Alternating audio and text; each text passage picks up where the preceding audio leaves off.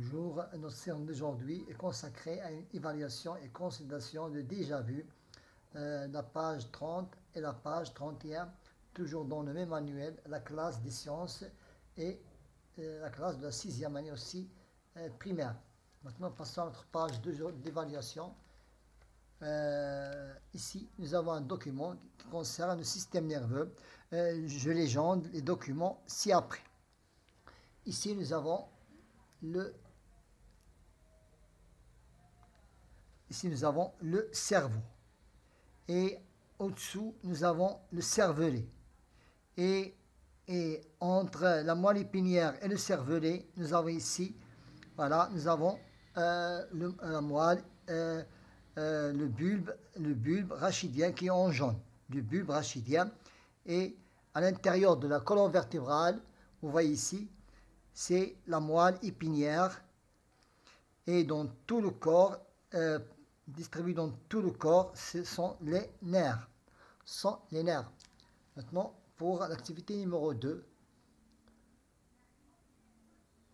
je complète le texte suivant. Les mouvements volontaires se produisent suite à la naissance d'un message nerveux au niveau du cerveau. Le message est transmis aux muscles par le nerf. Le mouvement involontaire ou réflexe est un mouvement brusque qu'on effectue sans avoir pensé à le faire. Son centre nerveux est la moelle épinière. Pour l'exercice numéro 3, je cite deux dangers qui menacent l'hygiène du système nerveux et deux moyens pour le protéger. Voilà, nous avons ici les dangers et ici les moyens pour protéger notre système nerveux. L'utilisation des stimulants et l'utilisation de drogues sont des dangers qui menacent l'hygiène du système nerveux. Et dormir suffisamment, se reposer dans des lieux calmes sont des moyens pour protéger notre système nerveux.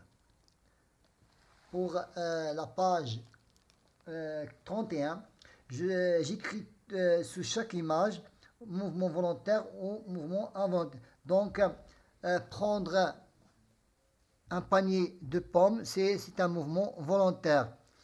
Ici, deuxième image, c'est un mouvement involontaire.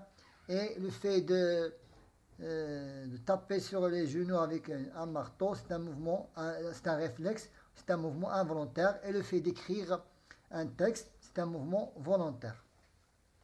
Le système nerveux peut subir des agressions qui perturbent sa fonction. Je cite quelques-unes de ces agressions.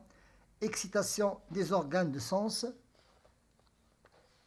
utilisation de certains produits comme des stimulants, de drogue ou de l'alcool. Je complète la carte mentale suivante. La manipulation est due à la suralimentation qui peut entraîner l'obésité. Et cette obésité peut causer des maladies cardiaques, des accidents vasculaires cérébraux et le diabète et certains cancers. Et pour la sous-alimentation qui peut entraîner certaines maladies, comme les maladies comme l'anémie ou le nanisme. Voilà, on a terminé notre évaluation d'aujourd'hui et la consolidation. Bon courage.